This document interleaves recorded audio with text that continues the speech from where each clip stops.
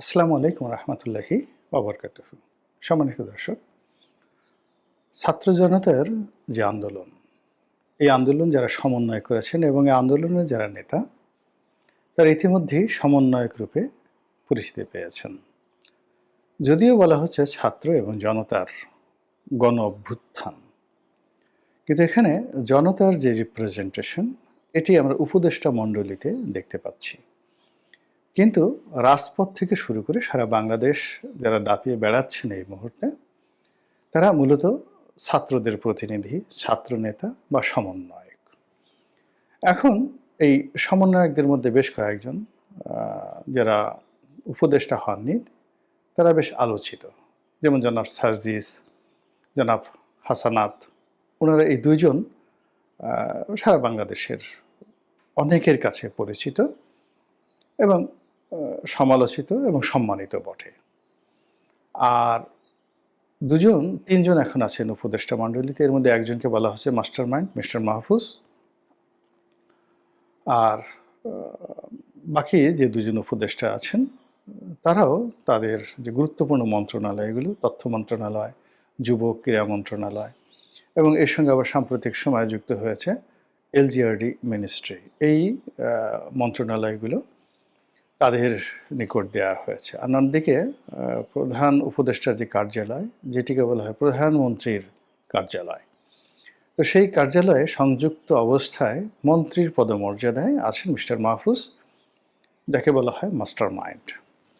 তো এই যে মিস্টার মাহফুজকে এখন যেভাবে ক্ষমতায়ন করা হয়েছে, এটা অনেকটা ইলন মাস্ককে নিয়ে যেভাবে মিস্টার ডোনাল্ড ট্রাম্প ভবিষ্যতে প্ল্যান করছেন, অর্থাৎ একটা উচ্চ ক্ষমতা সম্পন্ন কমিটি তিনি ফর্ম করেছেন হোয়াইট হাউস কেন্দ্রিক, যেখানে মিস্টার ইলন মাস্ক থাকবেন এবং তিনি এই সরকারের যাবতীয় কর্ম রিপ্রেজেন্ট করতে পারবেন এবং যে কোনো বিষয়ে সুপারিশ করতে পারবেন এবং যে কোনো বিষয়ে তদারক করতে পারবেন, unlimited, just like a president. তো আমাদের এই যে সমন্বয়কদের মধ্যে দপ্তরবিহীন উপদেষ্টা জনাব মাহফুজ, এখন তিনি সর্বময় ক্ষমতার অধিকারী এবং বলা হচ্ছে যে তিনি ডি ফ্যাক্টো প্রধান উপদেষ্টা। এবং অনেকে আরও বলার চেষ্টা করছেন যে এটা আমরা নিশ্চিত নই যে মিস্টার মাহফুজ কি ডক্টর মোহাম্মদ ইউনূসকে চালান, না ডক্টর মোহাম্মদ ইউনূস মাহফুজকে চালান। তো আমি এই জিনিসটা ছোট বড় করার জন্য নয়, যেটা বলার চেষ্টা করছি সেটা হলো ইট ইজ দ্য রিয়ালিটি, যে তারা এখন এই সমন্বয়করা যারা আছেন তারা এই পর্যায়ে আছেন। তো এই সমন্বয়কদেরকে নিয়ে সমালোচনা হলো, এত অল্প বয়সে তারা মন্ত্রী হয়ে গেলেন, এটা কোনো কথার কথা, মানে এটা যাকে বলে এটার কোনো যাকে বলা হয় বাস্তব ভিত্তিও নাই, বিকজ তারা যারা আছেন সবার বয়সী 25 বছরের ঊর্ধ্বে। অন্যদিকে নেপোলিয়ন বোনাপার্ট 21 বছর বয়সে ফ্রেঞ্চ আর্মির, তখন ইউরোপের সবচেয়ে বড় আর্মি ছিল ফ্রেঞ্চ আর্মি, সেই আর্মির কমান্ডার ইন চিফ হয়েছিলেন এবং তিনি 25 বছর বয়সে সম্রাট হয়েছিলেন, এম্পারার অব দ্য ফ্রান্স হয়েছিলেন। তো কাজেই এখন সেই দিক থেকে নেপোলিয়ন বোনাপার্টের কথা যদি চিন্তা করেন, সেই তুলনায় তো এই যারা সমন্বয়ক আছে তারা আরও বেশি অভিজ্ঞ, বয়সী। এরপর বঙ্গবন্ধুর কথা যদি চিন্তা করেন, তাহলে বঙ্গবন্ধুর যে মন্ত্রী হয়েছিলেন, এমপি হয়েছিলেন 1954, তখন তার বয়স 24 বছর। আচ্ছা, জিয়াউর রহমান সাহেব যখন প্রেসিডেন্ট হলেন বা প্রধান সামরিক আইন প্রশাসক হলেন, তখন তার বয়স কত ছিল? খুবই অল্প। তো কাজেই এই বিষয়গুলো নিয়ে বয়স বড় ফ্যাক্টর নয়, ফ্যাক্ট হলো যে তার মধ্যে প্রজ্ঞা কতটুকু আছে, যোগ্যতা কতটুকু আছে, তারপর তিনি কতটা সুযোগ পেয়েছেন। আর সবচেয়ে বড় ব্যাপার হলো যে যখন একটি সিংহাসন কেউ পায়, আসন পায়, তখন দেখা গেল যে সেই একটা ইঁদুরও যদি সিংহাসনে বসিয়ে দেওয়া হয়, সে সিংহ হয়ে যায়।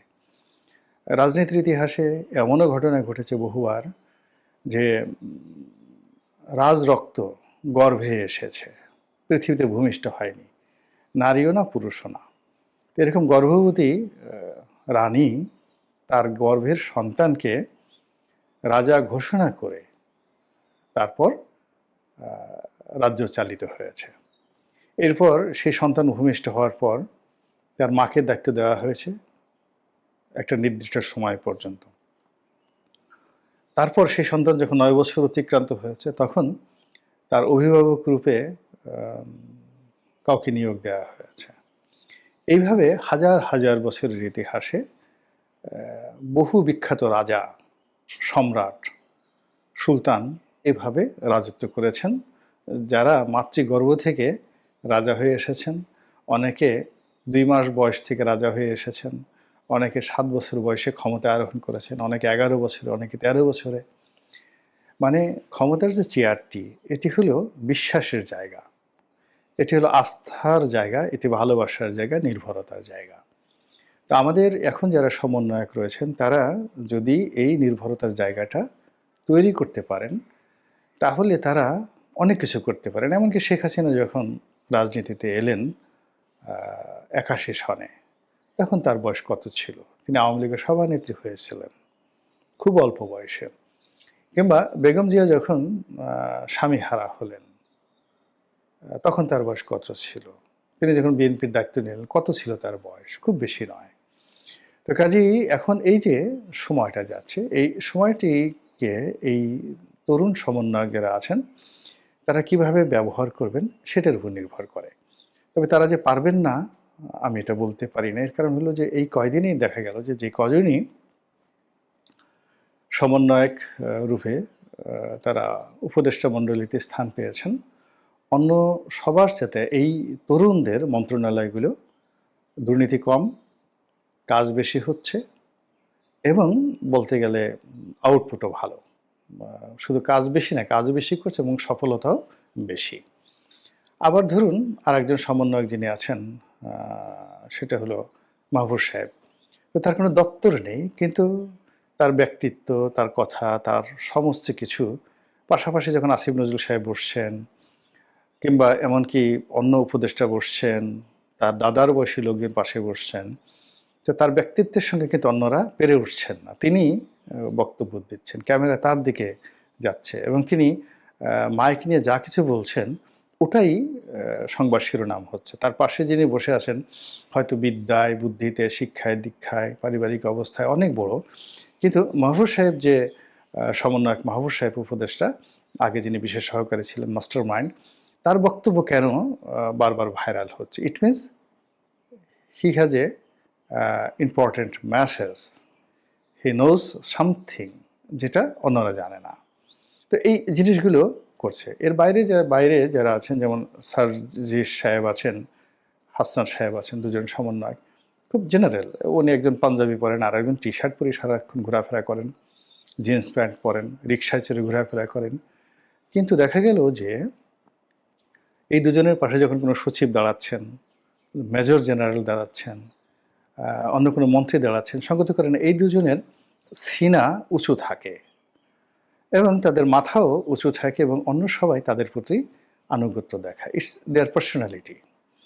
আমরা কেবলমাত্র দেখলাম যে ক্যান্টনমেন্টে যখন এই সেনা সদরে যখন হলো, এই বছর একটা অনুষ্ঠান হলো, সশস্ত্র বাহিনী দিবস, এবং এখানে যখন বেগম জিয়া গেলেন, এই সময়টিতেই সার্জিস সাহেব বা হাসনাত সাহেব তাদেরকে দেখলাম যে মাথাটা নিচু করে বেগম জিয়ার সঙ্গে ভদ্রতা প্রদর্শন করছেন। কিন্তু এর আগ পর্যন্ত তারা অনেকটা রাষ্ট্রনায়কের মতো, তারা কিন্তু সিনা উঁচু করেই চলেছেন এবং বাকি সবাই, কেউ তাদের কাছে সাহায্যের জন্য গিয়েছেন বা তারা কাউকে কোনো কমান্ড দিতে গিয়েছেন, তারা সিনা উঁচু করে চলেছেন।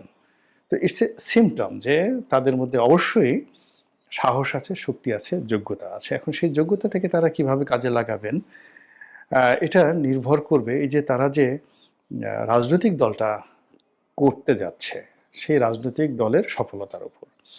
আমাদের দেশের যে চরিত্র মানুষের, তারা সবসময় মানুষ ক্ষমতার পূজারী। যেমন ধরুন বিএনপি বিএনপি তৈরি হয়েছে ক্ষমতায় থাকতে এবং জিয়া রহমানের বয়স তখন খুব অল্প, এবং তিনি যাদেরকে গুরুজন মনে করতেন সেই সমস্ত লোক তার অধীনে যাকে বলা সেই চাকুরি করছে রীতিমতো। আপনার আতাউর রহমান খান, আতাউর রহমান খান ইন 1954 মানে আতাউর রহমান খান যুক্তফ্রন্ট সরকারের প্রধানমন্ত্রী ছিলেন যখন জিয়াউর রহমান সাহেব সেনাবাহিনীতে ঢুকেনইনি। তো সেই মানুষও তো জাস্ট লাইক যাকে একজন ইসের মতো অধীনস্থ ব্যক্তির মতো জিয়াউর রহমানের অধীনে মন্ত্রী ছিলেন। খানে সবুর সাহেব ছিলেন, আরও অনেক শাহজিজুর রহমান সাহেবের মতো মানুষ ছিলেন। তো এরা অনেক প্রাকগুলো, কিন্তু ক্ষমতার রাজনীতি তারা করছেন। এরশাদ সাহেবের ক্ষেত্রে একই অবস্থা প্রযোজ্য। ক্ষমতায় থেকেই মানুষ অনেক কিছু করেছে। যে আওয়ামী লীগের যে গঠন, এটাও ক্ষমতায় থেকেই হয়েছে। আওয়ামী লীগ বলতে গেলে 1954 ইলেকশনে আওয়ামী লীগের যে নিরঙ্কুশ বিজয়, হোসেন শহীদ সোহরাওয়ার্দীর নেতৃত্বে, তখন থেকে আওয়ামী লীগের যে ফরমেশন, এটা ক্ষমতা কেন্দ্রিক। ক্ষমতার বাইরে থেকে আওয়ামী লীগ আসলে অত ভালো কিছু করতে পারেনি। তো সেক্ষেত্রে এই যে সমন্বয়ক যারা আছেন, তারা যদি আরও ২-৪ বছর ক্ষমতায় থাকেন এই সরকার, এবং এই সরকার যদি তাদেরকে পেট্রন করেন, তাহলে দেখা গেল এই সমন্বয়কদের পেছনে থেকে বাংলাদেশের অনেক শীর্ষ নেতৃত্ব, বিএনপি এবং আওয়ামী লীগের অনেক শীর্ষ নেতৃত্ব এদের এই সমন্বয়কদের শিষ্যত্ব বরণ করার জন্য এদের পিছু পিছু ঘুরে বেড়াবে। অতীতে যেভাবে হয়েছে, বাকশালে ঢোকার জন্য তো লোকের অভাব হয়নি, জিয়াউর রহমান সাহেবের দলে ঢোকার জন্য লোকের অভাব হয়নি, এরশাদ সাহেবের দলে ঢোকার জন্য কোনো জ্ঞানী গুণীর অভাব হয়নি। কবি, সাহিত্যিক, নারী, আবাল, বৃদ্ধ, বনিতা সবাই জাতীয় পার্টি হয়ে গিয়েছিল। তো এটা হলো আমাদের দেশের একটা কালচার। তো যা হোক, যেটা বলছিলাম যে সমন্বয়করা যদি দল করেন এবং এ সরকার যদি টিকে যায়, তাহলে সবচেয়ে বেশি বিপদে পড়বে বিএনপি, একেবারে মারাত্মক বিপদে পড়বে। আর কপাল খুলে যাবে জামাতের। এবং সেটা কিভাবে, সেটা হয়তো আরও ইন ডিটেলস বলবো। আর জামাতের কপাল খুলে যাওয়ার পরে দ্বিতীয় যাদের কপাল খুলবে তারা হলো আওয়ামী লীগ।